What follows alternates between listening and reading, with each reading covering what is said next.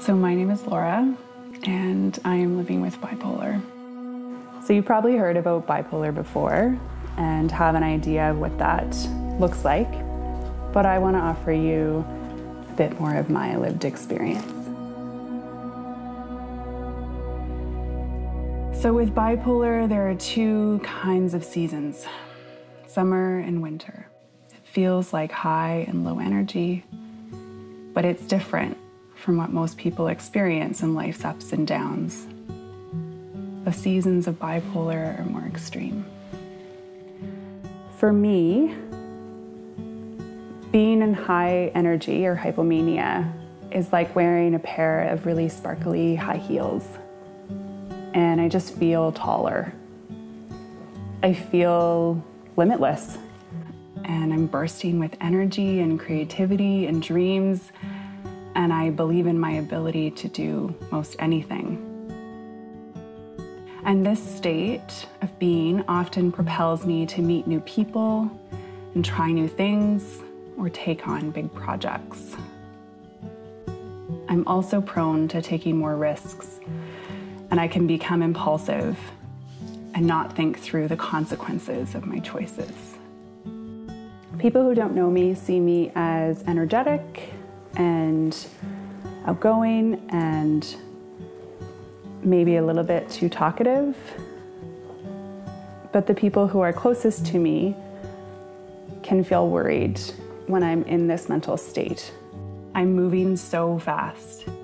And when they ask me kindly to slow down, I can become irritable and frustrated that they just can't keep up. They see me stretching myself in many different directions and taking on more and more commitments, and they want to protect me from burnout or from crashing. I feel that they're holding me back, and so I'll even distance myself from people who know me well. Inside myself, my mind and body feel superhuman. I don't need to eat very much, or I'll just forget to eat. I don't sleep very much, and I'll still feel energized and energetic even with a couple hours sleep. And my mind won't stop racing and let me rest. I can really feel exhausted and helpless in those moments. I know that sleep will help me feel more calm and grounded, but I just can't force my mind to stop, and my ideas and thoughts just carry me deep into the night.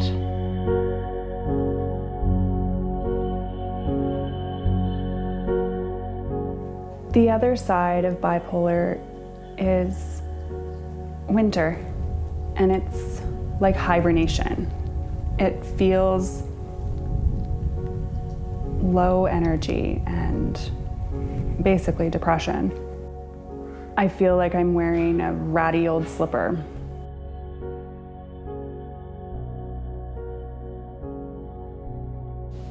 I have a need to feel safe, secure, and comfortable. I sleep a lot. I hide out at home, mostly spending time on the couch or in bed. I feel like a lump. I'll numb my thoughts and emotions by watching hours and hours and hours of Netflix and escape into other worlds so that I don't have to sit with myself. This feeling of shame isolates myself, which makes me feel even lower. And then I'm ashamed of that, and the cycle continues.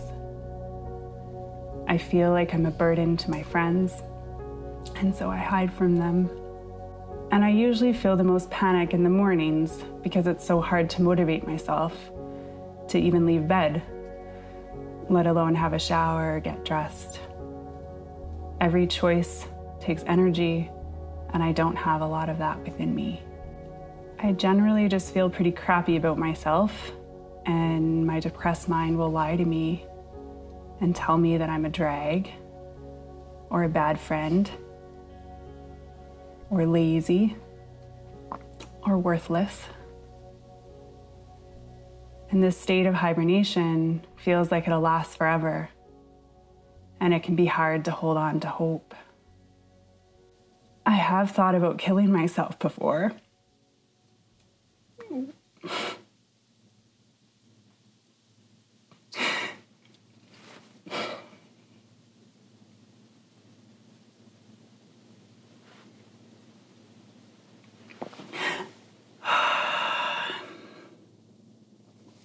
Which is scary. And I try to think of all the reasons to stay alive. And I keep holding on for another day. It is bizarre to me that I was once a Laura wearing high heels because it feels like another person or a distant memory. But it's all me. Through the highs and the lows, I'm still Laura. I live with both seasons, and it can be really hard to find balance between the two.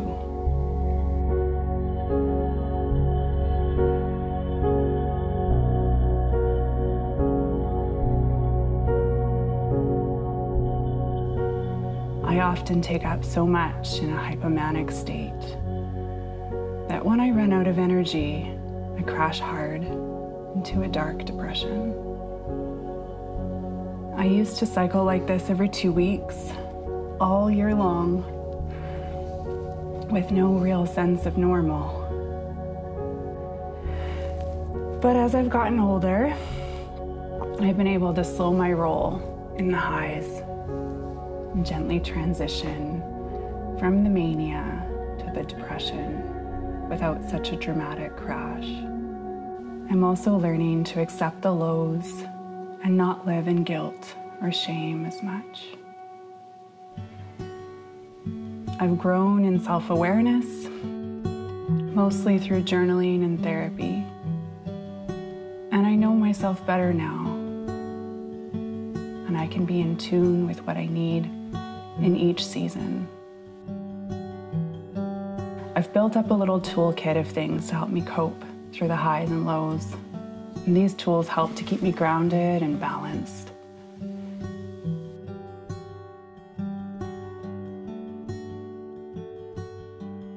And the most important thing that I've learned about myself is that I feel better outside. On the land, I can come as I am. With high energy or low, the land can hold all of me, and there is healing there.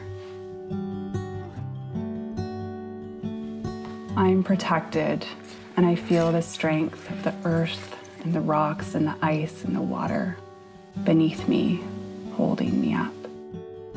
I've also realized that I need to move my muscles. When my mind is racing or moving at a snail's pace, I need to get my heart rate up, and I feel my muscles working. Usually I like to do this outside, even just for a short time. The other thing that's important to me is to have meaningful connections. Scrolling through Facebook or Instagram or TikTok for hours does not meet this need in me. I have to have a phone conversation with someone I love or make a plan to walk with a friend, face to face. I have found that talking to a counselor can be incredibly helpful. This has been in person or over the phone. I've met many different counselors over the years, and some have been really good fits and others not. But I still keep putting myself out there to get the help that I need because I'm worth it.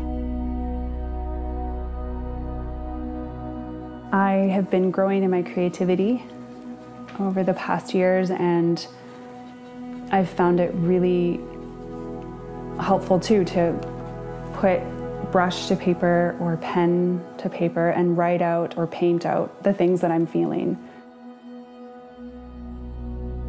Living with a mental illness can feel really lonely. I know that I'm not alone, but also I'm learning how to be comfortable with my own company and enjoying just the peace of solitude. So I'm originally from Vancouver, and I love being on the water, sailing or paddling. And I've been reflecting on the waves in the ocean and how my bipolar can feel like those waves. I have these highs and lows, and sometimes big crashes. And I think that I must be like a little boat, just tossed around in these big, scary waves.